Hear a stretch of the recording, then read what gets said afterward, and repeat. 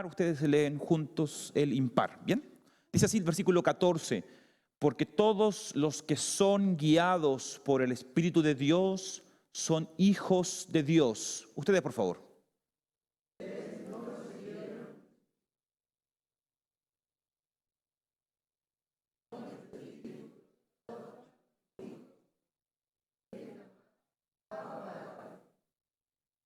El Espíritu mismo asegura a nuestro espíritu que somos hijos de Dios. Somos herederos, herederos de Dios y coherederos con Cristo, pues si ahora sufrimos con Él, también tendremos parte con Él en su gloria. Amén. Pasaje muy conocido que nos permitirá hoy día reflexionar por un momento en esta verdad del Espíritu Santo y su testimonio en nuestras vidas. Así que les invito a que por favor no quite ni cierre su Biblia, al contrario, la idea es que podamos reflexionar un momento en este pasaje que nos va a llevar ya a nuestro penúltimo sermón. Este va a ser nuestro penúltimo sermón de la serie acerca del Espíritu Santo.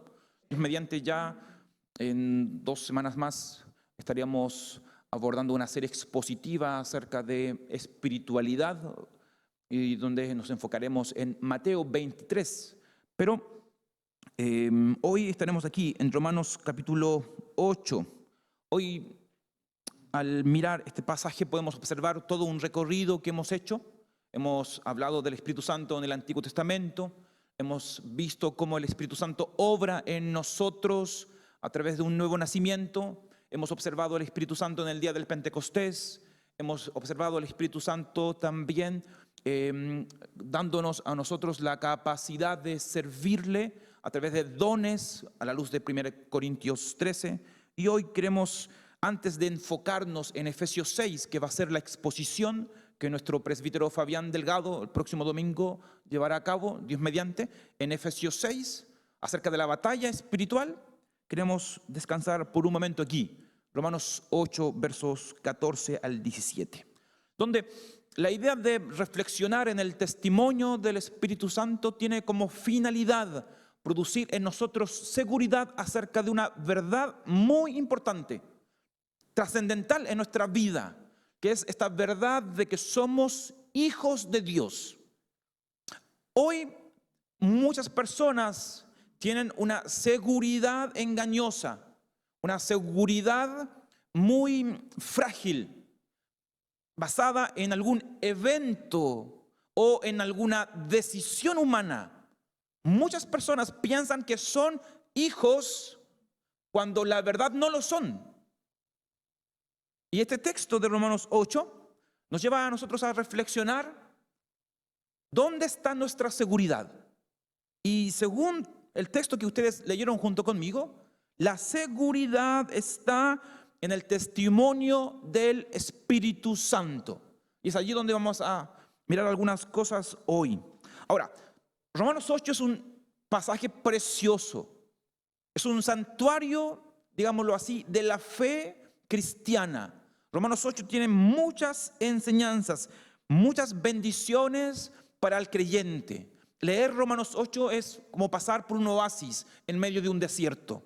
Romanos 8 nos habla mucho acerca del obrar del Espíritu Santo. Romanos 8 comienza con una verdad encantadora que ya él trabajó en Romanos 5. ¿Y cuál es esa verdad? La verdad es que para los hijos de Dios no hay condenación. Los hijos de Dios no tienen miedo. Los hijos de Dios no tienen temor hacia el futuro. No hay condenación, porque Cristo nos ha salvado. Esa es una verdad que ya Pablo comentó en Romanos 5. Él habla de una diferencia entre aquellos que están en Cristo, en Romanos 5, a diferencia de los que están en Adán. En Adán, todos aquellos que todavía viven en Adán tendrán que experimentar la condenación. Pero los que están en Cristo, ellos no sufrirán ningún problema. No deben tenerle miedo al futuro, ni tampoco al presente, porque para ellos no hay condenación. Romanos 8 constantemente está invitándonos a confiar en la salvación final que logramos obtener a través de la obra de Cristo, y dicha seguridad se logra conectar en nosotros a través de la obra del Espíritu Santo. Todos los que estamos aquí necesitamos constantemente ir a la palabra, recordar lo que Cristo ha hecho por nosotros, y el Espíritu Santo obrará en nuestras vidas trayéndonos seguridad. Nuestra seguridad está en la palabra y en lo que el Espíritu Santo a través de la palabra testifica de lo que tú y yo somos. No confiamos en hombres, no confiamos en experiencias, no confiamos en eventos, confiamos solamente en lo que la palabra de Dios dice acerca de nosotros. Y Romanos 8 se enfoca en eso. Romanos 8 nos habla mucho acerca de la obra del Espíritu Santo. Por eso es que no podíamos, en esta serie del Espíritu Santo, no tocar Romanos 8. Romanos 8 pone como clave la obra del Espíritu Santo. Incluso si nosotros hacemos una comparación de Romanos 7 con Romanos 8, tú te vas a dar cuenta que en Romanos 7, de todos los versos allí, solamente una vez se menciona el Espíritu Santo, en Romanos 7. Pero en Romanos 8, en los primeros 26 versículos de este capítulo, 19 veces se nos habla de cómo el Espíritu Santo es necesario para la vida cristiana. El creyente, todo creyente, independiente de su denominación, un verdadero creyente depende constante y completamente de la obra del Espíritu Santo en su vida. Por eso, hermanos, no importa de qué tradición vengamos.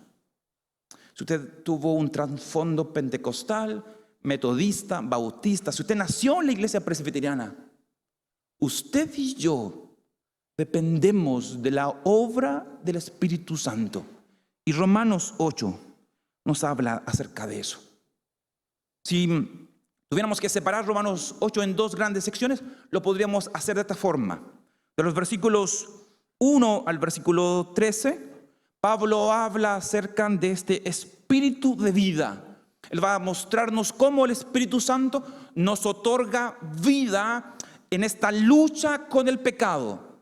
Pero luego, los versículos 14 al verso 17, que es el texto que leímos nosotros, Pablo se concentra no en el espíritu de vida, sino en el espíritu de adopción. Él va a decirnos de que no solamente tenemos vida, no solamente podemos conocer a Dios. Ustedes y yo que conocemos a Dios, tenemos el privilegio de ser hijos de Dios. Ese es un privilegio que no podemos cansarnos de resaltar. Hay muchos creyentes que viven como huérfanos, llenos de miedo y de temor al presente, al futuro, de las cosas que pasan. Las noticias nos abruman. Pareciera que no tuviéramos un Dios, incluso no tuviéramos un Padre. Pero Romanos 8 nos dice, no tenemos nada de qué temer. No importa lo que pase hoy, no importa lo que pase mañana. Tú tienes un Padre en los cielos que cuida de ti, que provee. Él puede sanarte, Él puede ayudarte en tus situaciones económicas, Él puede cuidar de ti en la oscuridad, Él puede proveerte de un trabajo, Él puede animarte cuando estás desanimado, Él puede lidiar con tu melancolía, porque Él te entiende. Él es tu Padre, no solamente tu Creador, y tú eres su hijo. Y esa verdad es algo que, reitero, no podemos cansarnos de recordar, de resaltar, de subrayar. No hay título, no hay condición más importante que esta verdad. Soy hijo. Y eso no depende de cuánto conocimiento tú tengas. No depende de cuánto tiempo llevas en una iglesia. No depende si eres un oficial o no. Eres hijo. Y es hijo por pura gracia. Y eso es maravilloso. Es una maravilla porque en otros lugares, en otras partes, en el mundo. Ser algo, ser alguien, involucra tu esfuerzo, tus estudios, tus competencias. Eres reconocido por lo que haces y por lo que no haces. Pero ser hijo es una obra gratuita de Dios que nos consuela cuando nos sentimos rechazados, cuando no nos sentimos valorados, cuando nos sentimos descuidados, cuando nos sentimos abandonados. Él nunca nos abandona. Él es nuestro Padre. Y este pasaje fortalece mucho esas verdades. Ahora, ¿qué significa el testimonio del Espíritu Santo en este pasaje? Hay 3 líneas que yo quisiera resaltar junto con ustedes, que puedan ustedes acompañarme. Versículo 14 en primer lugar. Quiero que ustedes, por favor, vayan al verso 14 y me acompañen, por favor. Verso 14 dice así: porque todos los que son guiados por el Espíritu de Dios son hijos de Dios. Versículo 14. Porque todos los que son guiados por el Espíritu de Dios son hijos de Dios. Noten ustedes cómo comienza el verso 14. El verso 14 comienza con esta frase: porque todos los que son guiados por el Espíritu de Dios. Y esta frase lleva a una meta, a una certeza. Aquellos que son guiados son hijos de Dios. ¿Qué es esa idea? ¿Cuál es el sentido de ser guiados por el Espíritu de Dios? Dentro de nuestra jerga evangélica, comúnmente cuando pensamos en esta frase de ser guiados, nosotros pensamos en cómo Dios nos muestra su voluntad, cómo Él nos direcciona en relación acerca de un tema o alguna duda que tú y yo podemos tener en el camino. Cuando pensamos en la guía del Espíritu Santo, comúnmente pensamos en cómo su voluntad se revela. Pero en este contexto, esa no es la idea, el sentido de este pasaje. El versículo 14 debe ser entendido a la luz del versículo 12 y 13. Y los versículos 12 y 13 nos están diciendo de que la idea de ser guiados por su Espíritu tiene un propósito. El propósito es que el Espíritu Santo tome control de nuestra vida, nos gobierne y nos lleve a nosotros a mortificar, matar nuestro pecado. Ser guiados por el Espíritu Santo a la luz de este versículo 14 involucra que el Espíritu Santo nos gobierne y nos lleve a vivir en santidad. Y eso, una vida santa, es el testimonio del Espíritu Santo en nosotros de que somos hijos de Dios. Un hijo que no vive en santidad, que vive en libertinaje, que no le interesa contristar al Espíritu Santo, no es un hijo. Por mucho que tú te repitas la idea de, no, sí, el salvo siempre es salvo. Eso es una mala comprensión de ese lema reformado. Un hijo vive en santidad, progresa en santidad.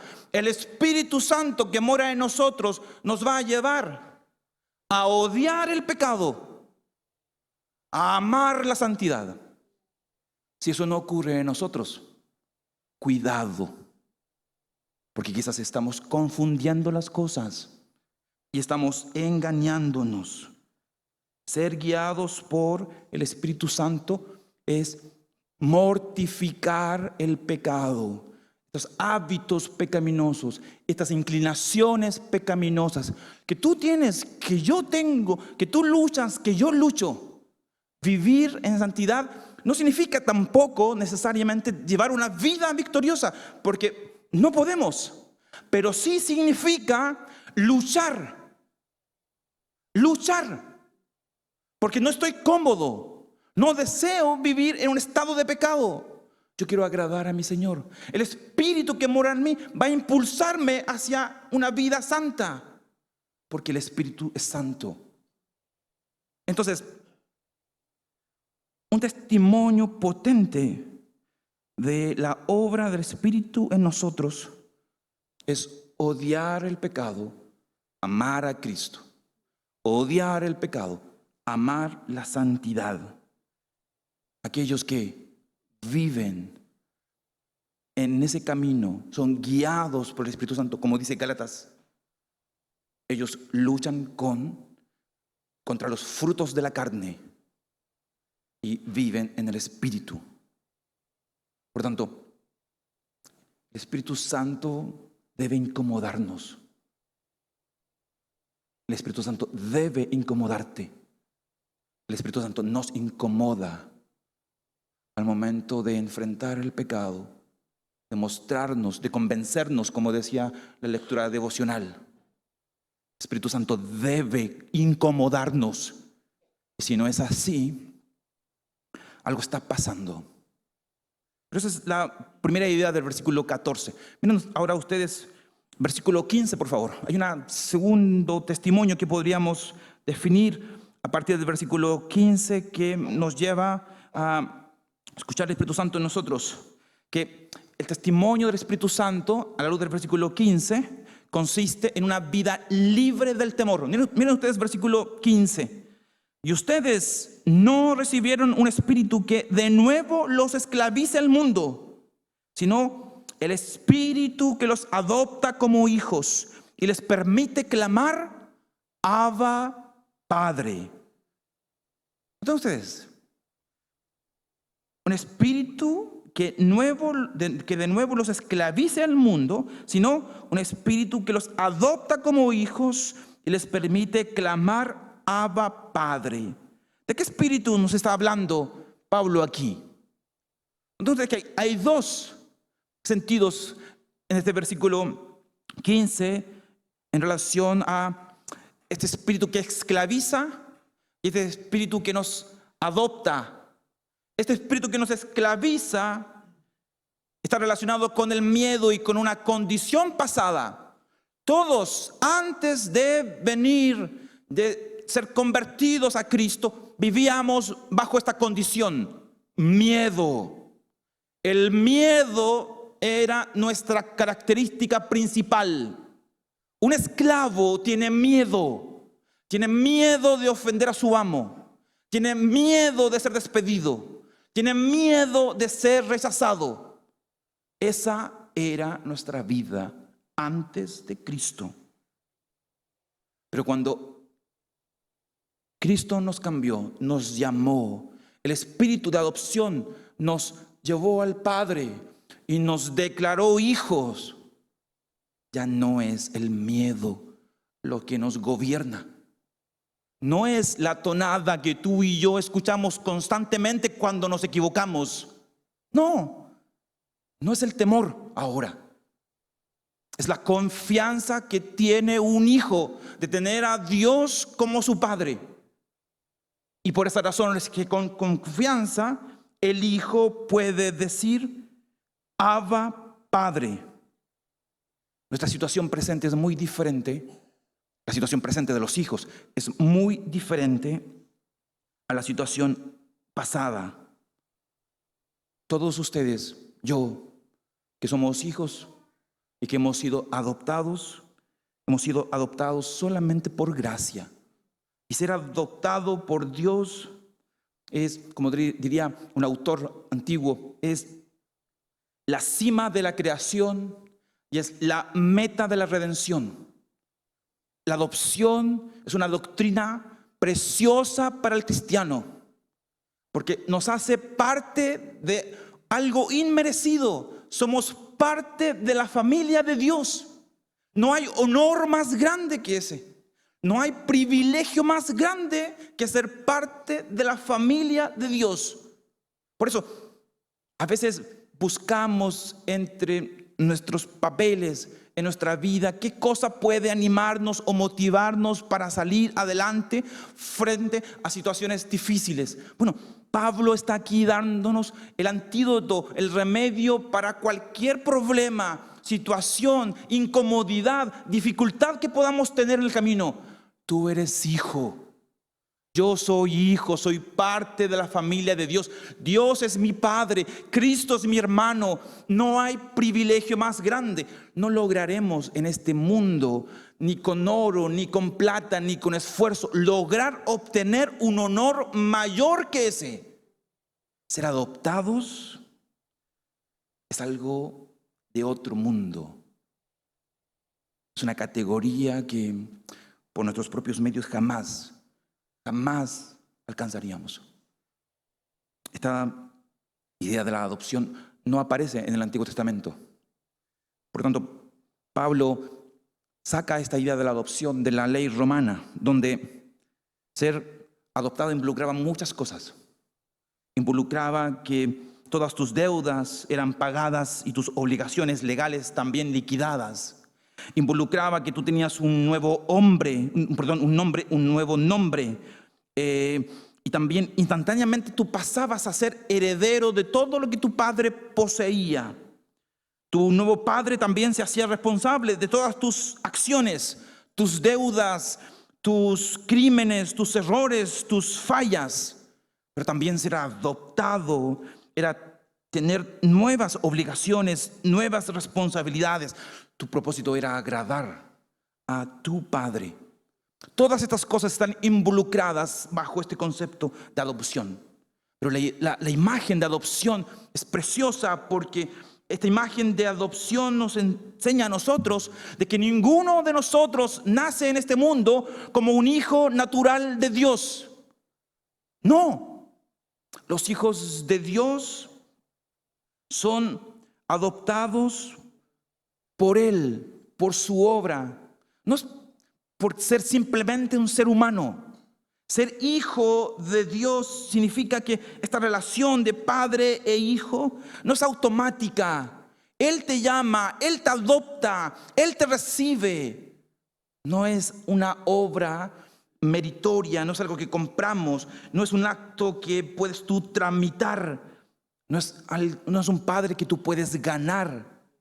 Es simplemente un acto legal que hace el Padre, que es muy costosa, pero que Él lo paga completamente para que tú y yo solamente podamos recibir este privilegio de ser hijos. Hermanos, no podemos cansarnos de recordar de que somos hijos. De verdad, no hay cosa más importante que eso. Ser hijo es el lugar, es la condición más importante de toda nuestra existencia, de todo el universo. Eso nos otorga, reitero, la dicha de ser parte de la familia de Dios. No hay nada más importante que esa condición. Y lo más importante es que no puedes hacer nada si tú eres hijo de dejar de ser hijo. Porque tú no compraste ese privilegio, no te lo ganaste, solamente lo recibiste por parte de tu padre. Es como el hijo pródigo, ¿no? No importa si has malgastado las bendiciones de tu padre, no importa si estás revolcado allí con cerdos, estás hediondo, chiquero, el hijo es hijo, el padre está allí, abriendo sus brazos para recibirte. Por eso, hijo que me escuchas y que quizás estás siendo abrumado por el pecado, que Satanás tal vez te está engañando y te está alejando de tu padre, no persistas en eso. Regresa, eres hijo, no eres un esclavo. Y no vengas al padre diciendo: Padre, he pecado contra ti, ahora conviérteme en un esclavo. No. El Padre te recibirá con los brazos abiertos porque eres hijo. Y tú muy bien ya sabes la historia. Ser hijo es un privilegio tremendo. Por eso, no solamente el testimonio del Espíritu Santo está relacionado con la salvación, con la santidad o con la libertad, sino también con esta realidad de ser hijo. Mira el versículo 15 y 17, y con esto yo voy concluyendo. Es el versículo 15 al 17. en relación a que el Espíritu que los adopta como hijos les permite clamar Abba Padre, y les asegura a nuestro espíritu, dice el versículo 16 y 17, que somos hijos de Dios. Y si somos hijos, somos herederos, herederos de Dios y coherederos con Cristo. Pues si ahora sufrimos con Él, también tendremos parte con Él en su gloria. Aquí hay una palabra muy conocida que es esta frase, palabra Abba. Es una palabra aramea, una palabra que dentro de la jerga cristiana también se utiliza mucho hoy. Esta palabra es preciosa. Esta palabra la utilizó Jesús allí en el Getsemaní, cuando estaba en sus momentos más dolorosos o más sufrientes. Marcos capítulo 14, versículo 36 nos comenta un poco acerca de eso. Jesús allí, en el dolor, en el sufrimiento, Él habla con su Padre de forma íntima. Él llama a su Padre para que Él haga su voluntad en su vida. Muy importante ese texto, porque observa cómo los contextos de sufrimiento y de dolor pueden ser también contextos de mucha intimidad. Jesús allí pronuncia esas palabras y también les da autoridad a sus discípulos para que ellos puedan referirse a Dios como Padre. Esto era poco común dentro de la cultura, el comportamiento judío, pero Jesús autoriza a sus discípulos para que hablen con Dios como Padre, porque ellos son hijos, porque ellos dicen Abba, ellos dicen papito, ellos hablan de una manera cariñosa con el Padre, de una forma íntima. Y ese testimonio, esa expresión de nosotros se une al testimonio del Espíritu de Dios. Aquí, en el versículo 16, hay una manera de traducir este pasaje que no nos permite con claridad entender cuál es la idea a la luz de nuestra versión, cuando el texto hace mención de que el Espíritu le dice a nuestro espíritu de que somos hijos de Dios.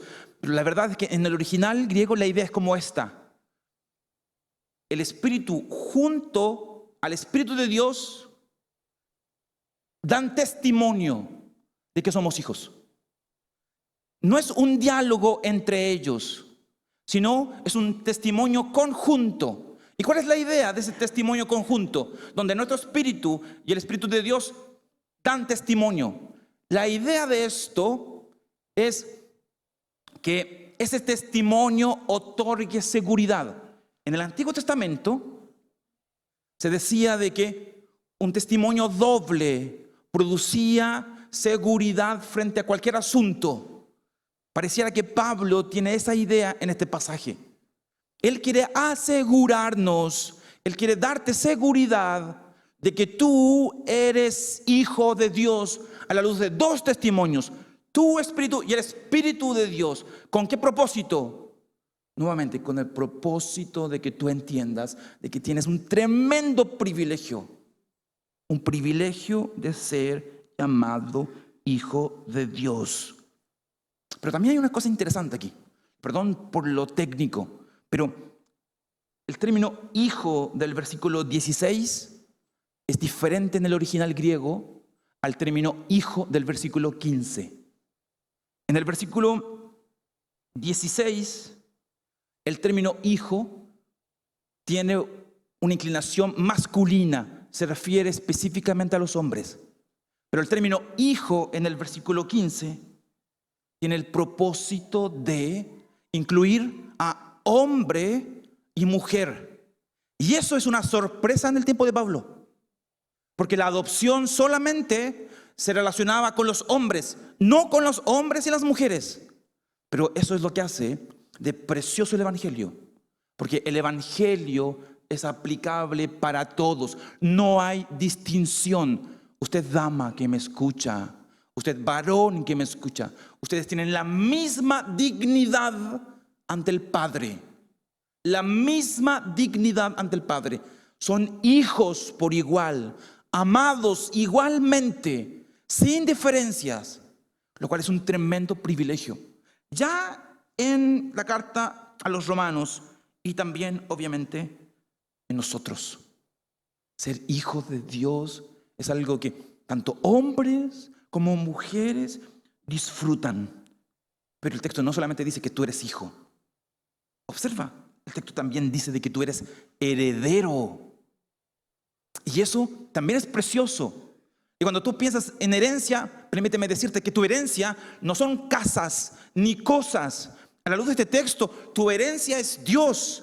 No hay don más preciado, no hay herencia más importante que Dios mismo. Los salmistas así decían, que su porción es Dios. Lo que tú y yo anhelamos al final de nuestra existencia no es tener calles de oro, no es tener una mansión, no, Dios mismo. Él es nuestra herencia y junto con Cristo como hijos somos coherederos de su gloria. Observa tú el futuro fascinante que nos espera. Es un futuro fascinante que cuando Pablo dice, al mirar hacia el futuro, nuestras penurias y sufrimientos presentes se achican. Puede ser posible que tú, reitero, estés angustiado por alguna cosa. Hoy quizás estás inquietado por algún problema. Mira hacia la esperanza gloriosa que te espera.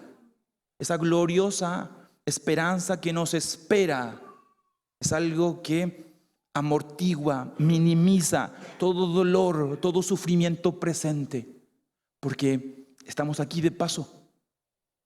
Caminamos hacia una gloriosa herencia, donde Dios mismo es nuestra herencia y donde la dicha que hoy quizás careces, que tú y yo carecemos y que decimos, ¿hasta cuándo? Un día será cumplida. Seremos dichosos como nunca antes lo hemos experimentado.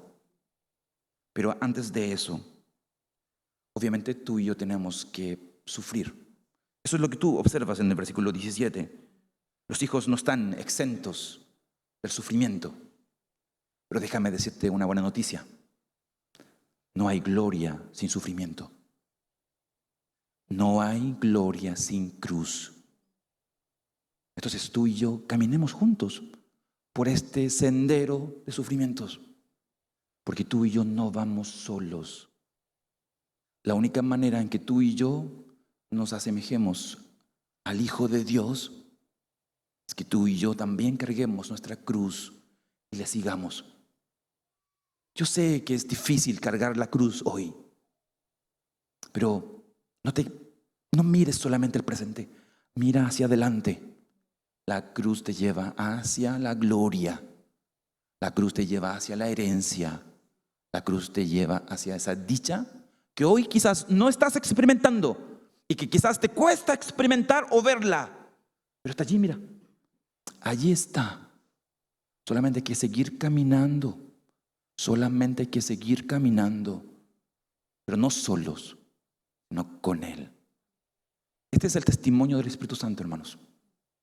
Tú eres hijo y Él hará todo para que tú y yo vivamos de manera santa. Él hará todo para que tú y yo vivamos de manera libre. Él hará todo para que tú y yo nunca nos olvidemos de que somos hijos, independientes del sufrimiento y de las cosas que podamos estar pasando. Bendito sea el Espíritu de Dios que mora en nosotros y que nos da confianza y seguridad en este caminar que tú y yo también estamos caminando. Vamos a orar. ¿Bien? Señor, nosotros te damos gracias porque tú muy bien sabes cuánto necesitamos de esta palabra hoy. Conoces la condición de cada uno de los que estamos aquí reunidos. Cómo los problemas y las dificultades nos desorientan, nos llevan a olvidarnos de este hermoso privilegio de ser hijos. Señor, ayúdanos a volver a ti. Ayúdanos a volver a ti, Señor. Permítenos poder, Señor, enfrentar toda dificultad frente a la realidad de que somos hijos y que tú estás con nosotros. No tenemos miedo. Quita de nosotros el temor, la angustia, el pesar, la tristeza. Danos alegría de saber que tenemos un privilegio inmenso que nunca jamás podríamos comprar, que nunca jamás podríamos obtener por nuestros propios medios, pero que lo hemos recibido por gracia. Gracias, Señor, por adoptarnos. Gracias por hacernos tus hijos. No necesitamos más bendición que simplemente recordar esta verdad. Seas tú, Señor, bendito por siempre y para siempre, por lo que has hecho en nosotros y seguirás haciendo. Bendecimos tu nombre, Señor, en Cristo Jesús. Amén.